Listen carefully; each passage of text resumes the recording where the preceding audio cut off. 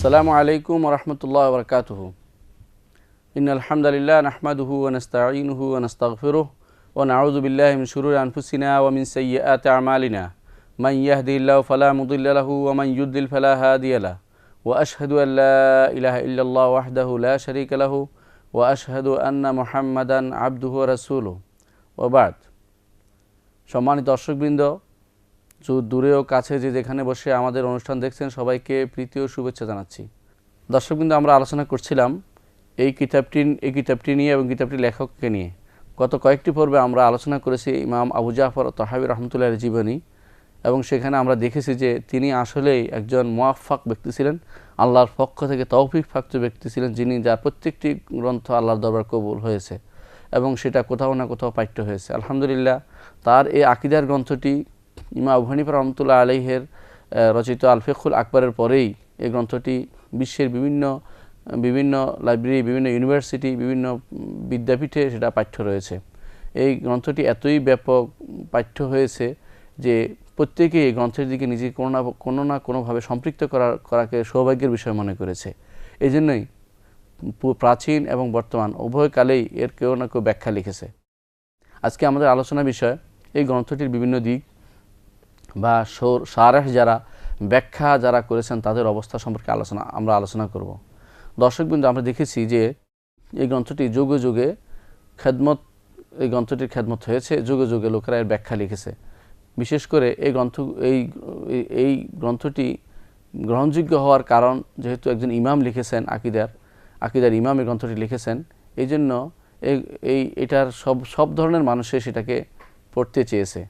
এমনকি যারা আশায়রা আছেন, মাতুরিদি আছেন, তারাও কিন্তু এই গ্রন্থটির ব্যাখ্যা লিখেছেন। এর বাইরে সহিহ আকীদা সম্পন্ন লোকেরাও ব্যাখ্যা লিখেছেন। আমরা এখন দেখতে চাচ্ছি যে কারা কারা আসলে কোন মানহাজের লোকেরা এই ব্যাখ্যাটা লিখেছেন এবং এই ব্যাখ্যা বিভিন্ন রকম হওয়ার কারণ কি। কারণ হচ্ছে একটি, ইমাম আবু জাফর তাহাবী রাহমাতুল্লাহি এই গ্রন্থটি লিখেছেন অত্যন্ত সংক্ষিপ্ত আকারে। কোথাও কোথাও তিনি এমন এক শব্দ ব্যবহার করেছেন যে শব্দটি কেউ ইচ্ছা করলে অন্যদিকে টেনে নিয়ে যেতে পারে, এবং সে কাজটি হয়েছে।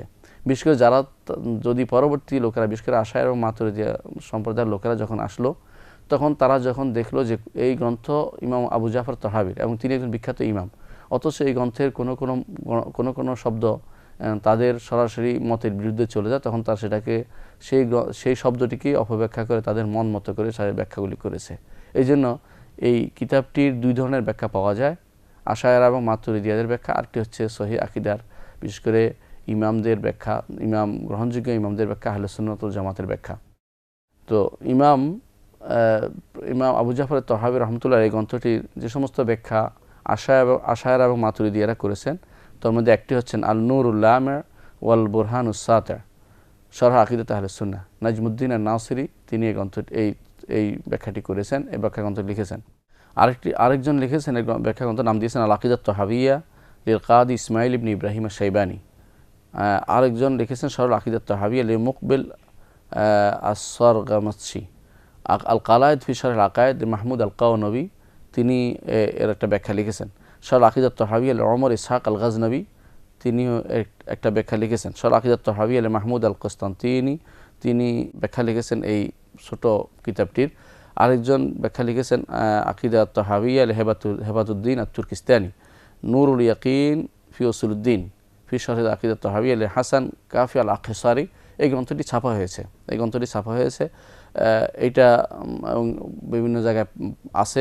এটাও কিন্তু মৌলিকভাবে সহিহ আকীদার উপর ব্যাখ্যা হয়নি, বরং মাতুরিদিয়া পদ্ধতিতে সেটার ব্যাখ্যা করা হয়েছে। আব্দুল গনি আল গুনাইমি আদ-মাইদানি আদ-দিমাশকি তিনি শারহ আকীদাত তাহাবিয়া নামে একটি গ্রন্থ লিখেছেন। ইমাম আব্দুল্লাহ আল হারারি আল হাবাশি, শেখ আব্দুল্লাহ আল হারারি আল হাবাশি তিনি শারহ আকীদাত তাহাবিয়া নামে এজহারুল আকীদাত সানিয়া বিশারহিল আকীদাত তাহাবিয়া, আকীদাত তাহাবিয়ার ব্যাখ্যা করেছেন, কিন্তু সহিহ মানহাজের নয়, বরং শব্দ বিকৃত করে ভিন্নভাবে ব্যাখ্যা করেছেন। আদ-দুরাতুল বাহিয়া ফিল হাল্লি আলফাজিল আকীদা আত-তাহাবিয়া শেখ আব্দুল্লাহ আল হারারি আল হাবাশি। তার আরেকটি গ্রন্থ আছে একই ইমাম একই শেখের দুইটি গ্রন্থ লিখেছেন তিনি আকীদাত তাহাবিয়ার বিভিন্ন শব্দের ব্যাখ্যা নিয়ে, অর্থাৎ তাদের আকীদা অনুসারে এই ইমাম আবু জাফর তাহাবীর শব্দকে সাজিয়েছেন। আবু জাফর তাহাবির আকীদা অনুসারে তাদের মনকে সাজাননি। এই জাতীয় গ্রন্থ পরবর্তীতে সর্বশেষ আরও অনেকে আমাদের জানা মতে অনেকেই লিখছেন আবু জাফর তাহাবির আকীদার ব্যাখ্যা, কিন্তু তারা প্রত্যেকেই সেগুলি আশায়রা এবং মাতুরিদিয়া মতবাদের অনুসারে লিখেছেন। এর মধ্যে পার্থক্য হচ্ছে বেশ কিছু জায়গায়। বিশেষ করে আমাদের আহলে সুন্নাত ওয়াল জামাতের আকীদা হচ্ছে এটা যে প্রথম কাজ হচ্ছে আত-তাওহীদ। একজন মানুষের প্রথম কাজ হবে আত-তাওহীদ, অর্থাৎ আল্লাহর একত্ববাদে বিশ্বাস, যে আল্লাহ তাআলার একত্বে তিনি বিশ্বাস করবেন। এটা হচ্ছে প্রথম কাজ। একজন মানুষের প্রথম কাজ হচ্ছে আউয়ালু মা রাসূলুল্লাহ সাল্লাল্লাহু আলাইহি ওয়াসাল্লাম যখন মুআয ইবনে জাবালকে পাঠিয়েছিলেন তখন তিনি বলেছেন যে তোমার প্রথম কাজ হবে শাহাদাতু আল্লা ইলাহা ইল্লাল্লাহ, তাদেরকে শাহাদাতু আল্লা ইলাহার দিকে ডাকা, অর্থাৎ প্রথম তাওহীদের দিকে আহ্বান করা। এটা হচ্ছে প্রথম কাজ। এবং একজন মানুষের প্রথম সাক্ষ্য হবে লা ইলাহা ইল্লাল্লাহ, আশহাদু আল্লা ইলাহা ইল্লাল্লাহ ওয়া মুহাম্মাদুর রাসূলুল্লাহ, এই সাক্ষ্য দেয়া। এটা হচ্ছে আকীদার প্রথম দর্শ। অথচ মাতুরিদিয়া এবং আশায়রা আকীদার লোকদের নিয়ম হচ্ছে প্রথম দর্শ হচ্ছে ওয়াজিবুল উজুদ সম্পর্ক সাব্যস্ত করা। এবং তাদের আরেকটি জিনিস হচ্ছে কেউ কেউ বলেছেন না, প্রথম দায়িত্ব হচ্ছে সন্দেহ করা। এই জিনিসগুলি কিন্তু আমাদের ইমাম বলেননি, কিন্তু তারা ব্যাখ্যাতে এনে ইমামের কথার আগে নতুন নতুন তথ্য জারি করে এগুলি উল্লেখ করেছেন। আবার দেখা যায় আসমা ও সিফাতের ব্যাপারে, নাম ও গুণের ব্যাপারে আমাদের ইমাম সরাসরি উল্লেখ করেছেন আল্লাহর এই নামে আল্লাহ তাআলা এই নরদগুলি আছে, আল্লাহর প্রশংসাগুলি বাণী, তার এই সমস্ত গুণবাচক নাম আছে, এই সমস্ত গুণগুলো আছে তিনি উল্লেখ করেছেন। কিন্তু তারা সেটাকে এইগুলোকে পরিবর্তন করে তারা 60টি বেদে সীমাবদ্ধ করে নিয়েছে। অন্যান্য গুণগুলো তারা অস্বীকার করেছে। বিশেষ করে তার সিফাত জাতিয়াকে পুরোপুরি অস্বীকার করেছেন। সিফাত ফেলিয়াগুলির মধ্যে কিছু কিছু মেনেছেন, কিছু কিছু তারা মানেননি। এরকম কাজে তারা লিপ্ত হয়েছেন। কোথাও কোথাও তারা নামের ক্ষেত্রেও বাড়াবাড়ি করেছে। নাম মানে বিশেষ করে ঈমানের ক্ষেত্রেও তারা বাড়াবাড়ি করেছে। আকায়দা এবং আশায়রা ও মাতুরিদের নিকট আমাল ঈমানের রুকন না, অর্থাৎ আমল ঈমানের রুকন না এবং শর্ত, তারা এটা বলেছেন। অথচ যারা আহলে সুন্নাত ওয়াল জামাতের মত হচ্ছে যে আমল ঈমানের একটি রুকন, আমল ঈমানের একটি রুকন। তবে মানুষের প্রথম নির্ধারিত হবে, কারণ প্রথম যখন আশহাদু আল্লা ইলাহা ইল্লাল্লাহ মুহাম্মাদুর রাসূলুল্লাহ বলে সেটা একটা আমল। কারণ আমলুল লিসান দুইটাই মুখে বলতে হবে, লিসান বলতে হবে, তার অন্তর থেকে বের হতে হবে। আমল কালবি আছে, সেটা স্বীকার করতে হবে। সুতরাং বোঝা গেল আমল ও ঈমানের একটি রোকন। এটাই হচ্ছে আহলে সুন্নাত ওয়াল জামাতের আকীদা। কিন্তু যারা আশায়রা ও মাতুরিদিয়া তাদের ব্যাখ্যায় এই জিনিসগুলো উল্লেখ আসেনি। এখানে আমাদের ইমামের কিছু শব্দ আছে, ইমাম আবু জাফর তাহাবি যে সমস্ত শব্দ উল্লেখ করেছেন সেগুলোকে তারা অপব্যাখ্যা করে অন্য সেদিকে নিয়ে গেছে। তো দেখতে পাচ্ছি আমরা যে তারা মূলত এই আকীদার ইমাম আবু জাফর তাহাবি রাহমাতুল্লাহ আকীদার ব্যাখ্যা করতে গিয়ে তার এই গ্রন্থটাকে অপব্যাখ্যায় নিয়ে গেছেন। কিন্তু সহিহ যারা এই কিতাবের ব্যাখ্যা করেছেন তারা আসলে কখনো এই কাজটি করেননি। বিশেষ করে তাদের সহিহ আকীদা সুন্দরভাবে যারা ব্যাখ্যা করেছেন তার মধ্যে একজন বিখ্যাত ব্যাখ্যাকারী হচ্ছেন ইমাম ইবনে আবিল ইজ আল হানাফি। ইমাম ইবনে আবিল ইজ আল হানাফি তিনি কাজী কোজাত ছিলেন, তিনি শাম দেশের বিচারক ছিলেন, তখনকার সময় হানাফি মাযহাবের বিচারক তিনি ছিলেন। তিনি এই গ্রন্থটি লিখেছেন। তিনি নাম দিয়েছেন শারহুল আকীদাত তাহাবিয়া ইবনে আবিল ইজ আল হানাফি। এই গ্রন্থটি কালজয়ী হয়েছে আলহামদুলিল্লাহ।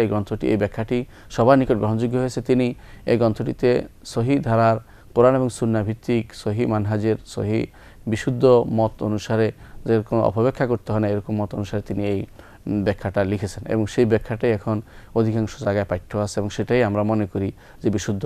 এই ব্যাখ্যাটাই আমরা আপনাদেরকে ব্যাখ্যারই কিছু কিছু অংশ ইনশাআল্লাহ আমাদের যখন আকীদার তরফে ব্যাখ্যা করব তাতে কিছু কিছু অংশ আপনাদেরকে জানাবো ইনশাআল্লাহ। এটা হচ্ছে একদম বিশুদ্ধ গ্রহণযোগ্য একটি ব্যাখ্যা গ্রন্থ বিশেষ করে আকীদাত তাহাবিয়ার ইমাম তাহাবির আকীদার ব্যাখ্যা গ্রন্থ, যেটা ইবনে আবিল ইজ রাহমাতুল্লাহ আলাইহি করেছেন সেটা সবচেয়ে বেশি, আবুল ইজ আল হানাফি রাহমাতুল্লাহ আলাইহি করেছেন সেটা সবচেয়ে বেশি গ্রহণযোগ্য এবং সেটা ধারাবাহিকতা রক্ষার্থে পরবর্তীতে অনেক ইমামই ব্যাখ্যা করেছেন।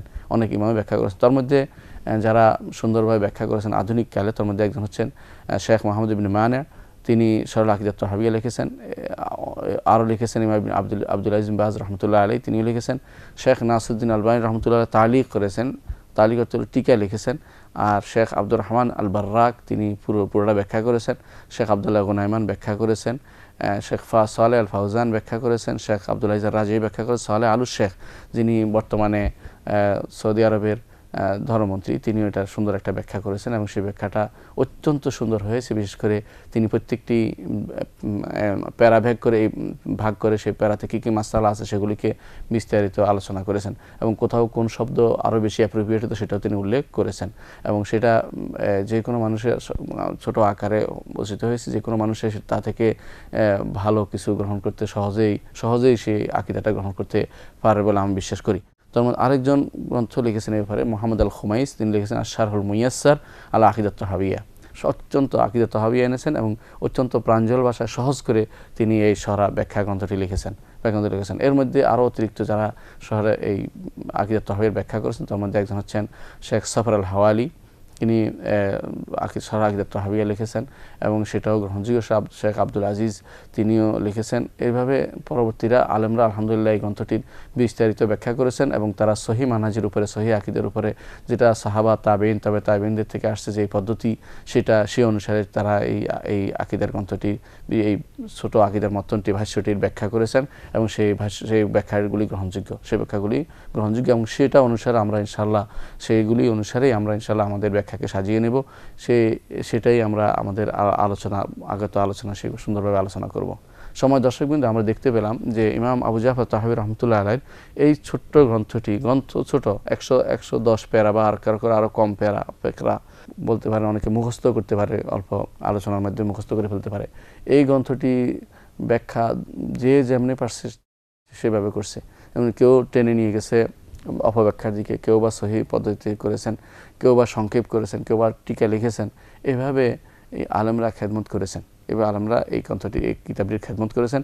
আমরাও ইনশাআল্লাহ এই কিতাবটির খেদমত দিকে এগিয়ে যাব, যাতে করে আমাদের দর্শকরা, আমাদের যারা শ্রোতামণ্ডলী আছেন, তারা এই কিতাবটির সহি ব্যাখ্যা, বিশুদ্ধ ব্যাখ্যা শুনতে পারেন, সেদিকে আমরা নজর দেব। দর্শকবৃন্দ, আমরা আমাদের এই কিতাবের আলোচনার দিকে চলে যাচ্ছি। তিনি ইমাম আবু জাফর তাহাবী রহমতুল্লাহ আলাইহি এই কিতাবটি যখন এই কিতাবটির আলোচনা শুরু করেন, প্রথমেই তিনি একটি কথা বলেছেন, সেটা হচ্ছে যে তিনি বলেছেন নাকুলু, অর্থাৎ আমরা বলবো। এর আগেই তিনি অবশ্যই বলেছেন ক্বাল আল্লামা হুজ্জাতুল ইসলাম আবু জাফর আত-তাহাবী রহমতুল্লাহ আলাইহি। এখানে একটা জিনিস লক্ষণীয়, সেটা হচ্ছে ইমাম আবু জাফর তাহাবী রহমতুল্লাহ আলাইহি তিনি নিজে সম্পর্কে এই কথাটি লেখেননি, তো তার কোনো ছাত্র অবশ্যই এই কথাটি লিখেছেন যে ক্বাল আল্লামা হুজ্জাতুল ইসলাম আবু জাফর আল-ওয়াররাক আত-তাহাবী বিমিসর রাহিমাহুল্লাহ। আল্লামা হুজ্জাতুল ইসলাম আবু জাফর আল-ওয়াররাক আত-তাহাবী এই গ্রন্থটি বলতেছেন, একথা বলে তিনি লিখেছেন। নিয়ম ছিল এটা, যখন আমাদের মুসান্নিফিন কুতুবুদ্দিন যারা কিতাব লিখেছেন, তারা অধিকাংশই নিজ হাতে না লিখেছেন, লেখার পরে কখনো নিজে না লিখে তার ছাত্র দিয়ে লিখিয়েছেন, কখনো ছাত্ররা সেটা কপি করেছেন, অর্থাৎ নাসখ করেছেন। কপি করার সময় তারা ইমামদের নামটা প্রথমে উল্লেখ করেছেন। সেই হিসাবে সাব্যস্ত হলো কয়েকটা দিন, একটা হচ্ছে তার ছাত্র ছিল, একটা হচ্ছে তার ছাত্র সেটা লিখেছেন।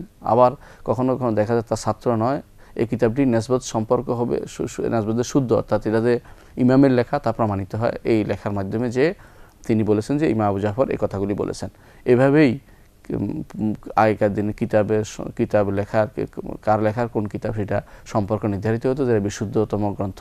ইমাম আবু জাফর তাহাবী রহমতুল্লাহ আলাইহি তার এই গ্রন্থটি আসলে কোনো সুনির্দিষ্ট নিয়মে সাজিয়ে লেখেননি, অনেকটাই তিনি লিখেছেন ছোট আকারে লেখার কারণে সেটা কোনো সাজানো সম্ভব হয়নি। তিনি প্রথমেই শুরু করেছেন যে এটা এই আকিদা ইমাম আবু হানিফা, আবু ইউসুফ, মুহাম্মদ গ্রহণ করতেন, তারপর আমরা বলি তাওহীদে এটা, এভাবে তিনি আলোচনা শুরু করেছেন। কোনো সুনির্দিষ্ট তারতিব অনুসারে সাজাননি। যে যদি তিনি তারতিব অনুসারে সাজাতেন, সবচেয়ে উত্তম তারতিব হতো যা বিখ্যাত তারতিব রাসূলুল্লাহ সাল্লাল্লাহু আলাইহি ওয়াসাল্লামের কাছে যা জিবরিল এসে শিখিয়েছেন মানুষদেরকে, সেটা হচ্ছে হাদিস জিবরিল অনুসারে তারতিব। আকিদার প্রত্যেকটি জিনিস যদি হাদিস জিবরিল অনুসারে সাজানো হয় তাহলে সেটা হবে সুন্দর, কারণ রাসূলুল্লাহ সাল্লাল্লাহু আলাইহি ওয়াসাল্লামকে জিবরিল আলাইহিস সালাতু ওয়াস সালাম এসে আমাদেরকে শেখানোর জন্য যে পদ্ধতি শিখিয়ে দিয়েছেন, সেটা হচ্ছে প্রথমেই ঈমান সম্পর্কে, ঈমানের রোকন সম্পর্কে এবং ঈমানের বিভিন্ন অংশ সম্পর্কে আলোচনা করতে করতে এটাই হচ্ছে আকীদার মূল দার্স। এই পদ্ধতিতে যদি আগানো যায় সেটা সুন্দর হয়। যেহেতু ইমাম আবু জাফর তাহাবী রহমতুল্লাহ আলাইহি কোনো সুন্দরভাবে সাজাননি, পরবর্তীরা কেউ সেটাকে সুন্দর করে সাজিয়ে ব্যাখ্যা করেছেন। আমরা এই পদ্ধতিটাকে গুরুত্বপূর্ণ মনে করছি যে সাজিয়ে ব্যাখ্যা করব, যাতে করে একই কথা বারবার বলতে না হয়, যাতে করে একই কথা বারবার বলতে না হয়। আমরা ইমামের কথার মধ্যে থাকবো, তবে ইমামের কথার কোন অংশ আমাদের কোন সময় বলতে হবে সেটা আমরা নির্ধারণ করব। অর্থাৎ ইমামের এই কথাগুলোকে আমরা হাদিসে জিবরিল অনুসারে সাজিয়ে নেব। হাদিসে জিবরিল যেহেতু প্রথম ইমানের কথা আসছে, সেই হিসাবে আসবো, সেই হিসাবে ইনশাআল্লাহ আমরা আলোচনা করব। তার আগে আমরা কয়েকটি জিনিস আলোচনা করতে চাই। সেটা হচ্ছে যে প্রথমত আমাদের একটি জিনিস জানা দরকার যে এই কিতাবটি লেখার একটা লেখা বা এর পরবর্তী আকীদার কিতাবের কিছু পটভূমি থাকে, যে আকীদার কিতাবের লেখার মৌলিক রীতিনীতি কী। আমরা প্রথমে আলোচনা করেছিলাম এর আগে যে আকীদার উপরে যে সমস্ত গ্রন্থ লেখা হয়েছে সেগুলোর মধ্যে কোনোটির নাম হয়েছে ঈমান, কোনোটির নাম হয়েছে তাওহীদ, কোনোটির নাম দিয়েছে কেউ কেউ আল ফিকহুল আকবার, কেউ কেউ কোনোটির নাম দিয়েছে যে উসুলুদ্দিন। এভাবে আকীদার কোনো নাম দিয়েছেন কেউ কেউ শরিয়া। এভাবে ভিন্ন নামে এই আকীদার কিতাবগুলি লেখা হয়েছিল, ভিন্ন নামে আকীদার কিতাবগুলি লেখা হয়েছিল। কিন্তু সর্বশেষে আকীদা নামটাই খুব বেশি প্রসার লাভ করে। এখন আর কেউ দুইটি জিনিস যখন পরিভাষা নির্ধারিত হয়ে যায় তখন আকীদা নাম দিলে বুঝে যে এটা শরিয়ার বাইরে। অর্থাৎ শরিয়া নামে যারা লিখেছিলেন তারা কিন্তু মূল আমাদের এখন যা শরিয়া বলতে বুঝি যে ফিকহি মাসালা বা এখানে আমরা দৈনন্দিন জীবনে কী কী আলোচিত হবে সেটা কিন্তু তখনকার উদ্দেশ্য ছিল না। তখন শরিয়া নামে ইমাম আজুরি যখন শরিয়া নামে গ্রন্থটি লেখেন তখন সেখানে পুরোপুরি আকীদার কথাই আলোচনা করেছেন। ইমাম আবু হানিফা রাহমাতুল্লাহ যখন ফিকহুল আকবার লেখেন তখন তিনি পুরো আকীদার কথাই আলোচনা করেছেন। ইমাম ইবনে মান্দা যখন ঈমানের কিতাব লেখেন তখন তিনি সেখানে আকীদার কথাই আলোচনা করেছেন। ইবনে খুজাইমা যখন তাওহীদ কিতাবটি লেখেন তখন তিনি পুরো তাওহীদের আকীদার কথাই আলোচনা করেছেন। এভাবে আমরা দেখতে পাচ্ছি যে আকীদার উপরে যে লেখাগুলি এসেছে, বেশিরভাগ আকীদার উপরে যে লেখাগুলো লেখা হয়েছে বিভিন্ন নামে এসেছে, কিন্তু সর্বশেষ যেই জায়গায় এসে স্থির হয়েছে আকীদার, সেটা হচ্ছে এখন কেউ আকীদা বললে আর শরিয়া বুঝায় না, শরিয়া বুঝলে আর আকীদা বুঝে না। মনে করে যে শরিয়া হচ্ছে আমলি আর আকীদা হচ্ছে থিওরিটিক্যাল মোর দ্যান প্র্যাকটিক্যাল। অর্থাৎ আমলির চেয়ে বেশি হচ্ছে যেটা মানুষের চিন্তা চেতনায় কি বিশ্বাস করে জিনিসটা নিয়ে আলোচনা করছে, মানে কোন জিনিসটা তার বিশ্বাসে কি থাকা উচিত সেই জিনিসটা, অর্থাৎ আমলি এলমি বিষয় নিয়ে তারা আকীদা জিনিসটাকে সাব্যস্ত করছে। সেই হিসাবে সর্বশেষ যেই পরিভাষার উপরে আমরা এই আকীদার গ্রন্থটি দেখতে পাই তা হচ্ছে যেই আকীদার গ্রন্থ লিখেছিল আকীদা নামটা নিয়েই লেখা হয়েছে। আর একটি জিনিস আমাদের জানা দরকার, অনেকেই বলে থাকেন যে আকীদার নামটি কোরআন এবং সুন্নাহ ভিত্তিক নয়। এটা একটি ভুল ধারণা। আকীদা নামটি কোরআন সুন্নাহে এসেছে, এবং এটা আমাদের সালফে সালেহিন আকীদা নামটি ব্যবহার করেছেন। আমরা যদি ভালো করে তাকাই দেখতে পাবো যে আকীদা নামেই পরবর্তীতে লেখা হয়েছে এবং আকীদার গুরুত্ব এখানে আকীদার গুরুত্ব দিয়ে রাসূলুল্লাহ সাল্লাল্লাহু আলাইহি ওয়াসাল্লাম থেকে শব্দও বর্ণিত হয়েছে। শব্দটা উল্লেখ আছে সরাসরি রাসূলুল্লাহর হাদিসে উল্লেখ এসেছে। সুতরাং আকীদা নামটি কোনো বেদাতি নাম নয় বা কোনো আধুনিক কোনো নাম নয়, বরং যে নিয়ে কোনো কথা বলতে পারে কেউ, কারণ এটা কোনো শুধু বানানো পরিভাষা নয়, বরং এটা একটি সালফে সালেহিনের পরিভাষা, আগেও ছিল এখনও আছে, এবং সেটা অনুসারে গ্রন্থ লেখা কোনো দোষের কিছু নয়। আকীদা শব্দটি একটি বিশুদ্ধ আরবি শব্দ, যার অভিধানিক অর্থ কোনো কিছুতে দৃঢ়তা পোষণ বা তাগিদ দেওয়া। পরিভাষা মানুষ দৃঢ়তার সাথে যা অন্তরে গেঁথে নেয় তাই আকীদা, যাকে আরবি ভাষায় বলা হয় আল হুকমুদ্দেহনি আল জাজেম, অর্থাৎ দৃঢ়তার সাথে অন্তরে কোনো কিছু বিশ্বাসকে, কোনো কিছু জিনিসকে, বিধানকে, হুকুমকে গেঁথে নেয়া, যে এই জিনিসের এই হুকুম, এই জিনিসের এই হুকুম হতে পারে, এই জিনিসের এই বিধান হতে পারে, এটা যখন অন্তরের ভিতরে থেকে যাবে তখন সেটা আকীদায় পরিণত হবে। কেউ বলেছেন যে আকীদা হচ্ছে এমন জিনিস যা অন্তরের মধ্যে কোনো সন্দেহ থাকে না, যা পোষণ করলে অন্তরে সন্দেহ থাকে না, অর্থাৎ স্থায়ীভাবে কোনো কিছু আটকে যায়, সেটা হচ্ছে আকীদা। কোরআন এবং সুন্নাহ আকীদা যদি সরাসরি নাও আসে, এই আকীদা শব্দটি আসলে আকীদার বিভিন্ন রূপ কোরআন এবং সুন্নাহে আসছে। এই বিষয়ে ইনশাআল্লাহ আমরা পরবর্তীতে আরও ব্যাপক আলোচনা করব। ততক্ষণ আপনারা ভালো থাকুন, সুস্থ থাকুন এবং আমাদের জন্য দোয়া করবেন। ওয়া আখিরু দাওয়ানা আলহামদুলিল্লাহি রাব্বিল আলামিন। আসসালামু আলাইকুম ওয়া রাহমাতুল্লাহি ওয়া বারাকাতুহু।